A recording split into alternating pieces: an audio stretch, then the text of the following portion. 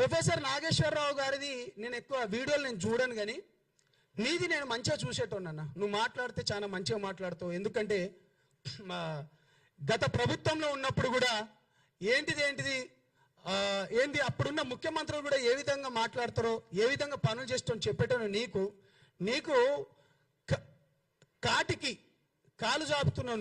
నువ్వు కూడా ఇట్లా మాట్లాడడం పద్ధత అన్నా? నువ్వు గౌరవం ఉందా అన్న? నువ్వు మాట్లాడే ఏమైనా ఇంగిత జ్ఞానం ఉందానా? నువ్వంటే నాకు గౌరవం ఉందన్నా, బుద్ధి ఉండాలి కదరా అన్న. నీకు ప్రేమతో అంటున్నా, అరే రా అని అడ్జస్ట్మెంట్ చేసుకో, ఏం కాదు. మా అధ్యక్షుడి గురించి అన్న ఒకటి. అరే పాశం యాదగిరి అన్న, ఏం మనిషిరా అన్న నువ్వు? 5 పెళ్లిళ్ళు చేసుకో. నిన్నెవడు చేసుకోవద్దన్నాడు? రాజ్యాంగబద్ధంగానే చేసుకున్నాడు గారా. ఏంద్రా ఈ పెళ్లిళ్ళ గోలా? ప్రతిసారి ముండా కొడుకులకు అరే మొగోడు చేసుకున్నారా పై బాజాప్తగా చెప్తున్నా, తెలంగాణ ముచ్చట్లే చెప్తున్నా. ఏంద్రా మీ బాధ? రాజ్యాంగం ప్రకారమే చేసుకున్నాడు. ఏనంటే 3 పెళ్లిళ్ళు. అరే వేషాలు వేసేటోళ్ళు, బూడిదలు పూసుకునేటోళ్ళు నీకు వద్దన్నమన్నా. తెలంగాణ ఉద్యమంలో నేను తెలంగాణ సినిమా ఆర్టిస్ట్ అసోసియేషన్గా నేను పనిచేసిన. నేను జనరల్ సెక్రటరీగా ఉన్నా. అనేక మందికి నేను కార్డ్స్ ఇచ్చిన. నేను రియాలిటీ షో కూడా చేసిన.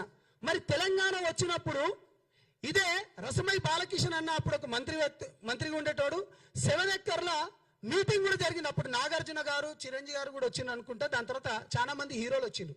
తెలంగాణ ఆంధ్ర ప్రాంతం విడిపోయినప్పుడు ఇది మీకు తెలవాలి కాబట్టి చెప్తాను. ప్రతిసారి సినిమాలు మీవి, బూడిదలు మీ తెలవాలరా భయ్. మీకు 300 కోట్లు ఉండే అప్పుడు తెలంగాణ మన తెలుగు ఫిలిం ఛాంబర్లో.